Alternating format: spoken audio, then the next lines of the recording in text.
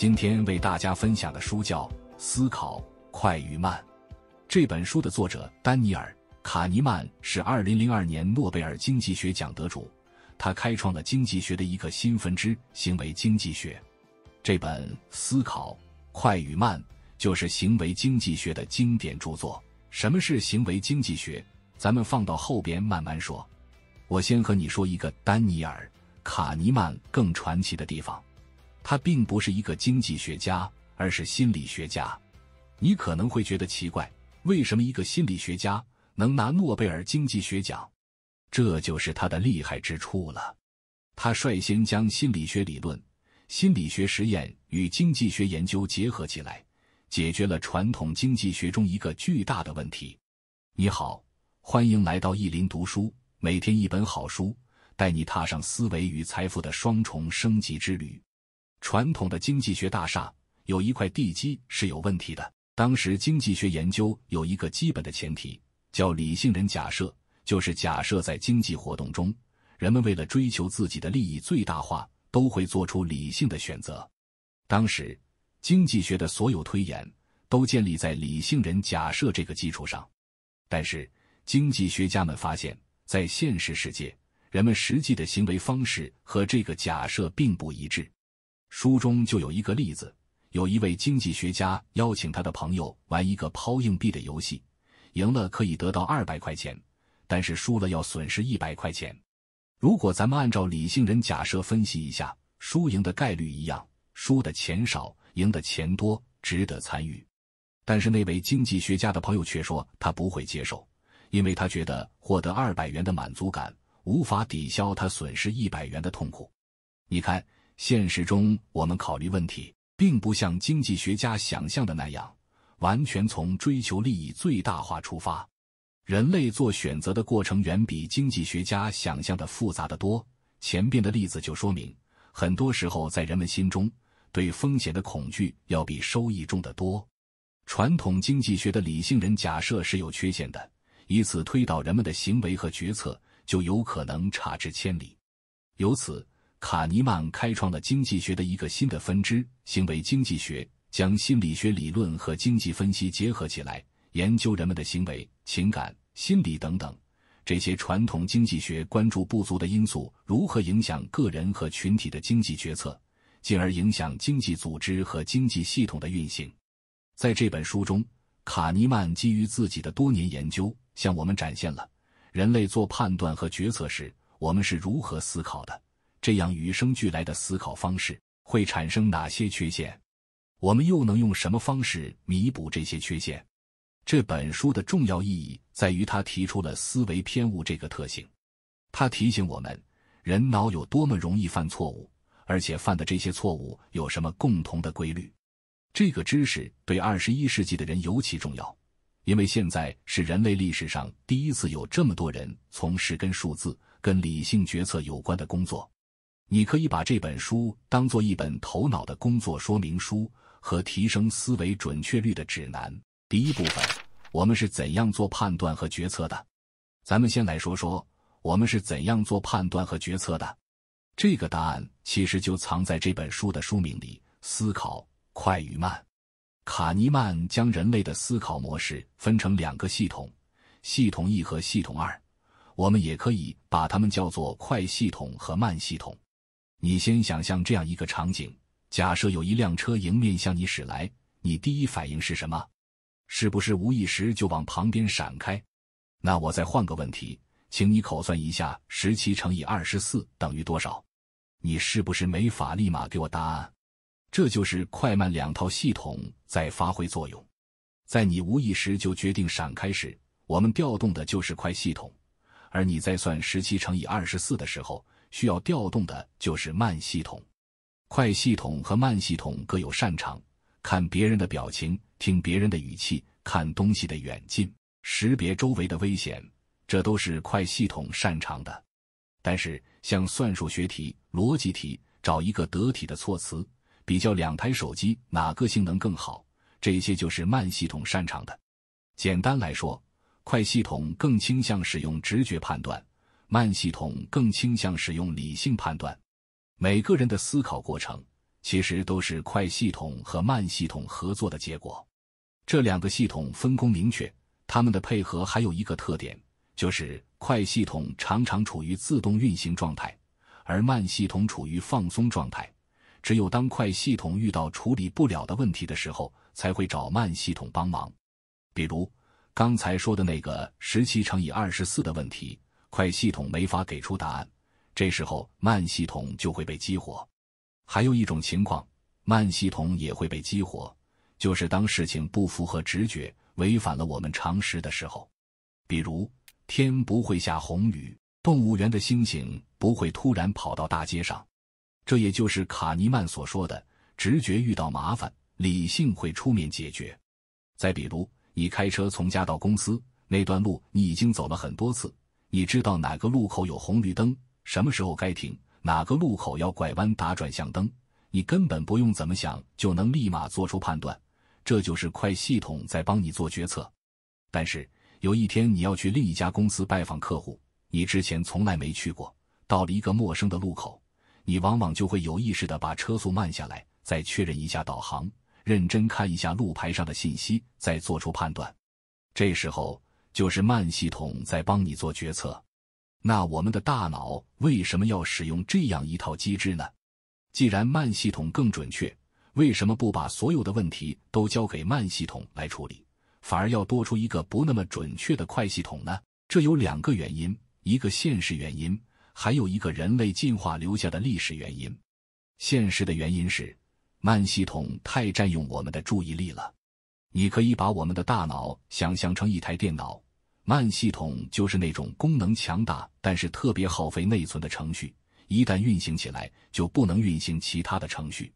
我们开启慢系统思考问题时，就会忽略身边的其他信息。书中举了一个例子，有心理学家做过一个实验，他们拍了一支短片，片子里穿着白色球衣和黑色球衣的两队运动员在传球。心理学家找来一群观众，要求他们计算白队的传球次数，同时完全忽略黑队的传球。这是一项需要完全投入的工作，换句话说，这是一项非常需要慢系统的工作。心理学家在短片里有一个设计，除了穿白色与黑色球衣的运动员外，他们还安排了一个把自己伪装成大猩猩的人。这个大猩猩走过人群，还对着镜头敲打自己的胸膛，他在镜头里出现了9秒。让人惊讶的是，大家专心致志地看完这支短片，却有一半的观众完全没有注意到人群中出现了一只大猩猩。你看，当慢系统开始工作时，会占用大量的注意力。如果我们把所有的工作都交给慢系统，就很难有多余的注意力顾及其他的事情。作者在书中用了一个比喻，慢系统就像是大功率的电器，如果一直开着，用电超负荷就会导致跳闸。快系统和慢系统的分工，还有一个进化遗留的历史原因。从人类进化的角度看，我们很多今天看起来不理性的思考，恰恰是我们的祖先活下来的理由。他们面对的是大自然的挑战，可能走着走着，面前窜出一只老虎，必须快速做决定，要么和它战斗，要么赶快跑。如果你说要停下来好好想一下，测测风险，算算概率，然后再做决策，早成老虎的盘中餐了。所以对我们的祖先来说，凭借快系统，也就是用直觉做决定，这个方法虽然不精准，但它能提升我们活下来的概率。面对那种险恶的环境，精准只能让位给速度。如果从进化的角度看，我们就能理解一些今天人类不理性的行为，比如过度自信。有心理学家曾做过一个调研，他们找来一群会开车的人，问他们，你觉得自己开车水平怎么样？如果分2类，你是水平比较高的那一类，还是水平不太高的那一类？你猜结果怎么样？80%的司机都认为自己的水平超过了平均水平。这类研究最早是从1976年美国的教育家100万高中生的一项调查开始的。研究发现，70%的学生认为自己的领导才能高于平均水平，60%的学生认为自己的运动能力高于平均水平，85%的学生认为自己与他人相处的能力高于平均水平。在这些人当中，25%的人认为自己是最出色的那1%。华盛顿大学对大学生的调查也发现类似的结果，89%的学生认为自己比大多数人更积极。人们大多认为自己比别人要公正、更富有和性格更好。我们为什么会有这种非理性的想法？因为从进化的角度看，过度自信未必是有害的，甚至很多时候对我们还有用。假设咱们现在是原始人，走在山林里，这个时候我们看见一只鹿从眼前跑过去，这只鹿跑得非常快。我是一个比较理性的人，算了一下，觉得我追到这只鹿的概率是1%，特别低。而你跟我完全不同，你是个过度自信的人，你觉得你有50%的可能会追到它，立马就追出去了。但是你注意，心理是能影响我们的身体的。即使我们俩能力差不多，你相信你能追到鹿，你分泌的多巴胺可能就更多，你就会更努力地追这只鹿。所以最后你追到这只鹿的概率可能就提高了。你抓到了鹿就有肉吃，而我可能就饿死了。你看，过度自信让你生存的概率变得更高了。经过成千上万年，大自然一轮轮筛选，咱们的老祖宗都是当初跑出去追鹿的那一波，活了下来，然后就把这个特质留在我们的基因里了。因为我们大脑的特点，也因为我们的祖先生活的环境，人类不能把所有的思考都交给慢系统，而是平时让慢系统处于待机状态，先把工作交给快系统处理，快系统遇到麻烦，再把难题交给慢系统解决。一般情况下，我们大脑的这种分工没什么问题，它能帮我们高效处理各种事情。我们调动慢系统，用理性来思考的时候，需要调动更多大脑资源，所以我们更少调用它，这能为我们节省能量。但这种分工也有个潜在的问题，我们可能根本意识不到，就是快系统运行得太快，它往往会抢在慢系统之前就给出了答案。就像有个笑话，一个求职者去公司面试，面试官问你有什么特长吗？求职者说，我心算特别快。面试官说，那你算一下37乘以25等于多少？求职者脱口而出，等于900。面试官按了按计算器，说你这算的不对呀。求职者说，你别管对不对，你就说我算得快不快。哪怕是接受过良好教育的人，也很容易因为快系统而犯错。书中就有一道测试题，一个球拍和一个球总共价值 1.1 元，球拍比球贵1元，问球价值多少钱？你很可能脱口而出，球价值 0.1 元。其实稍微慢下来算算看，你就会发现，球拍应该价值 1.05 元，球价值 0.05 元。答错了没关系，就算是哈佛大学、麻省理工学院和普林斯顿大学的高材生，也有 50% 以上给出了错误答案。遇到问题，快系统马上给出答案，这个答案没有经过慢系统深思熟虑，结果出现错误。这个过程就是我们说的非理性思维。卡尼曼总结了9种常见的非理性思维，我把这9种错误做成了一张清单，放在文稿中，你可以把它当做一张自查清单，时常对照一下，看看自己在日常的思维中会不会出现这样的错误。非理性思维自查清单。典型性偏差，过度关注典型事件，忽略背后的概率。比如，看到地铁上一个读哲学书的人，你更愿意相信他是博士还是高中学历？事实上，博士的人数远低于高中学历的人。可得性偏差，一件事情更容易被看到，人们就认为这件事更容易发生。比如，飞机失事的概率低于汽车的事故，但是因为新闻报道，人们更愿意相信飞机更不安全。因果性偏差，对事物进行强行因果解释。小数定律，用很少的样本来进行评估。效用层叠，当大家都在谈论一件事时，我们会高估这件事的重要性。光环效应，人们先入为主接受了一些信息后，这些信息就会影响对事物的整体判断。比如，小明聪明、懒惰和小明懒惰、聪明，我们对小明的印象就会有差别。锚定效应，评估某一个未知事物之前，哪怕是无关的数字，也会影响我们的判断。框架效应，同一个问题的不同描述，会导致你做出完全不同的决策判断。比如屡战屡败和屡败屡战。禀赋效应是指当你拥有某个物品之后，你就会觉得它价值更大。咱们来总结一下人类做判断和决策的思考机制。卡尼曼将人类的思考模式分成两个系统，快系统和慢系统。快系统更倾向使用直觉判断，慢系统更倾向用理性思考。每个人的思考过程其实都是快系统和慢系统合作的结果。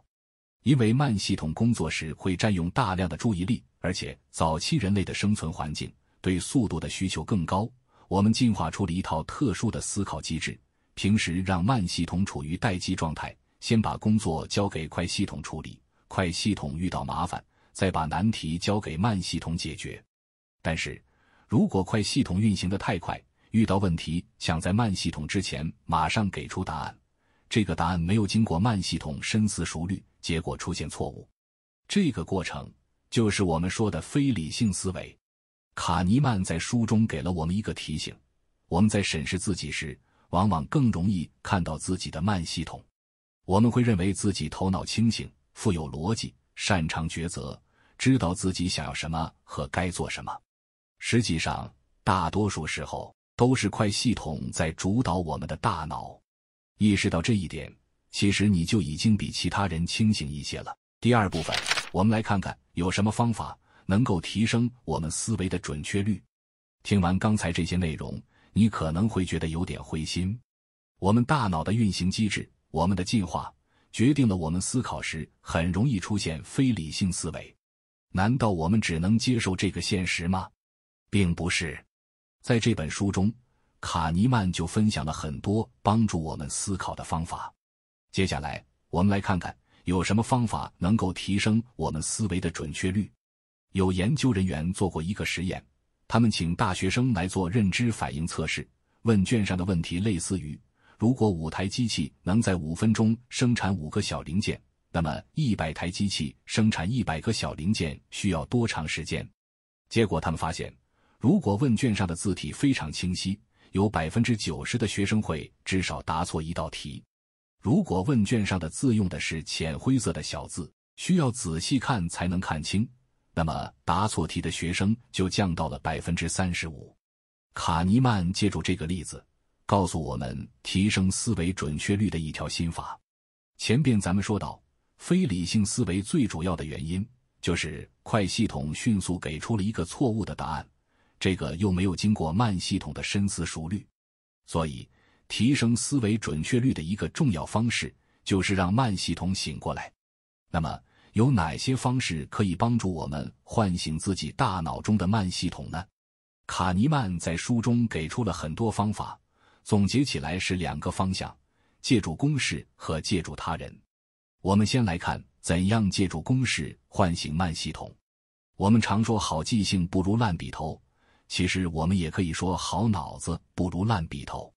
卡尼曼提醒我们，遇到问题，一个简单的公式运算，准确率会比主观判断高很多。听到公式运算，你可能会一皱眉，我知道，你脑中闪现出来的都是复杂的表格，还有权重和系数。你放心，卡尼曼还用自己的研究给我们吃了一颗定心丸。卡尼曼曾经受以色列军方的委托，研发一套测试系统，评估士兵的素质。这个评估系统并不复杂，就是6项指标，面试官根据士兵的表现，每项指标从1分到5分来打分，加在一起就是士兵的总分。这个系统并没有繁复的指标，也没有不同的权重，但是效果非常好。所以咱们说到的公式运算并不一定要那么复杂，把一些分数简单的整合在一起，也比个人的主观判断更胜一筹。我们可以把这种方法运用到工作和生活中，帮助自己提高判断的准确率。举个例子，相亲。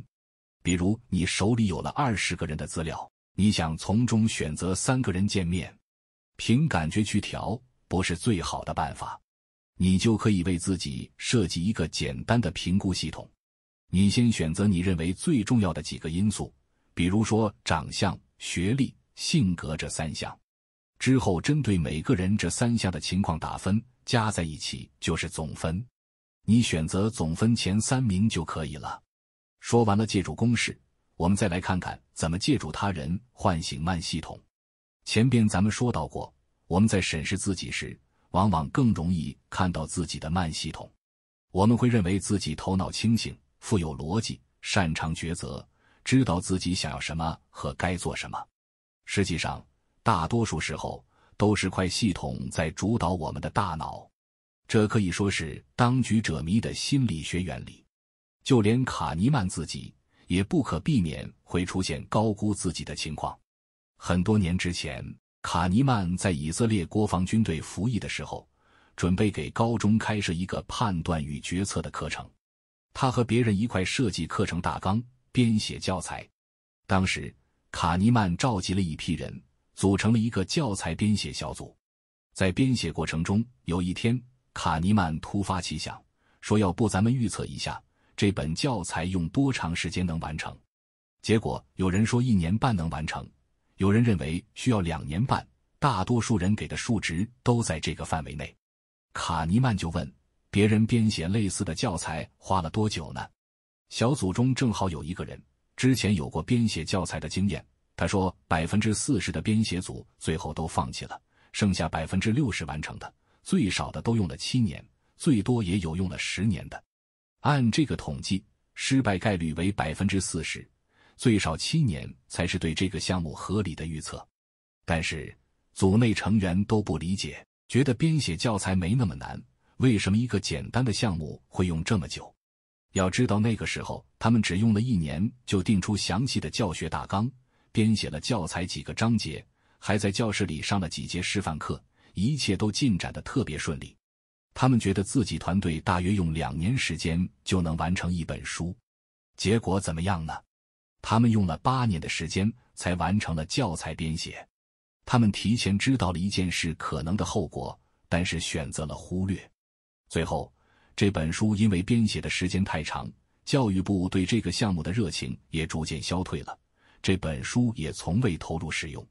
用今天的概念来说，自己看自己是内部视角，用别人的结果判断则是外部视角。引入外部视角更能帮助我们进行准确的判断。拿编教材这件事来说，用内部视角就是用自己在开头的工作进度去预测后面的工作进度。可是事情往往不是按照固定的速率直线发展的，可能开头最有干劲，更可能到后面会遇到极其严重的困难。事实上，卡尼曼的教材编写组后来也确实开始出现各种困难，有人离婚了，有人病了，再也不像一开始那样工作顺畅。而这些困难的特点既在意料之外，又是情理之中，你没做过你就想不到，而做了的人基本都遇到了。正因为这个特点，问自己会如何就不如问别人都是如何。外部视角能帮助我们看到内部视角看不到的关键信息。除此之外，还有一个心理原因，人在面对压力和处于麻烦时，非常不愿意质疑自己，但是质疑别人时就会更轻松，所以我们在观察别人有没有犯错时，更容易辨认出雷区，这就是成语旁观者清的心理学原理。所以卡尼曼提醒我们要借助旁观者的力量，这些旁观者会用他们的慢思考来帮你纠正自己的快思考可能导致的错误。卡尼曼给我们提供了一个方法，叫做事前验尸。这个名字听起来有些恐怖，其实是一种帮助我们避免过度自信的方法。这一招的流程其实非常简单，当你想要做一个重大决策前，你可以请一帮了解这个决策的同事来开一个简短的会议。会议的议题是，假设这个决策已经实施了1年，但是遭遇了巨大的失败，最可能的失败理由是什么？每个人按照自己的理解写下导致这件事失败的可能原因，同时按重要性和概率进行排序，这样就可以未雨绸缪，预防这些因素，提高工作的成功率。卡尼曼还建议你在做决策之前，可以到比较轻松的环境，比如办公室的饮水机旁，听听大家的闲谈和批评。面对别人的质疑，当然也会感觉到不愉快，但还是会比自己对自己的质疑轻松很多。咱们来总结一下，当我们认识到自己的非理性思维之后，有什么方法能够提升我们思维的准确率呢？核心思路是唤醒自己大脑中的慢系统。卡尼曼在书中给了我们2个方向：借助公式和借助他人。我们常说好记性不如烂笔头，其实我们也可以说好脑子不如烂笔头。卡尼曼提醒我们，遇到问题，一个简单的公式运算，准确率会比主观判断高很多。因为我们自身的特点，我们还很容易高估自己，也很难接受对自己的质疑，所以自己开启慢系统评估自己，那会非常困难。这个时候，我们可以借助别人，引入外部视角，用别人的慢系统帮助我们检查自己的决策。除此之外，卡尼曼还有一个小提醒，那就是我们自己的身体状况也会影响我们决策的准确度。研究发现，当你的血糖水平下降之后，或者换句话说，就是你特别疲惫之后，你的自控力会变得更差。你这个时候就会做那些特别草率、特别冒险的决策。所以当你特别疲惫的时候，你真的要休息一下，出去散步5分钟，或者做几次深呼吸，这个时候反而能提高你的思考水平。3. 总结。到这里，这本《思考快与慢》就为你分享完了。我们先回答了一个问题：我们是怎样做判断和决策的？我们的大脑中有快系统和慢系统同时在运行，平时慢系统往往处在待机状态，当快系统遇到了困难，慢系统再出来解决问题。但是如果快系统运行得太快，遇到问题想在慢系统之前马上给出答案，这个答案没有经过慢系统的深思熟虑，结果出现错误。这个过程就是我们说的非理性思维。当我们认识到自己的非理性思维之后，有什么方法能够提升我们思维的准确率呢？卡尼曼在书中给了我们2个方向：借助公式和借助他人。这2个方向的核心思路都是唤醒自己大脑中的慢系统。听完了这些内容，你可能会对快系统产生一种刻板印象，觉得它鲁莽爱出错，好像很多时候都是帮倒忙。实际上，快系统和慢系统之间不是一种厚此薄彼的关系。确实，快系统是我们做出很多错误决策的原因，但是它也是我们做出很多正确决策的原因。这套系统运行了数百万年，保护我们的祖先在充满各种挑战的环境中生存了下来，繁衍不息。直到今天，在关键时刻，快系统的当机立断也在很多时候帮助着人们。比如训练有素的军人、消防队员、运动员，他们都知道如何利用自己的快系统。而且快系统和慢系统之间并不是泾渭分明的。研究表明，当你对执行一个任务越来越熟练时，需要付出的努力程度就会降低。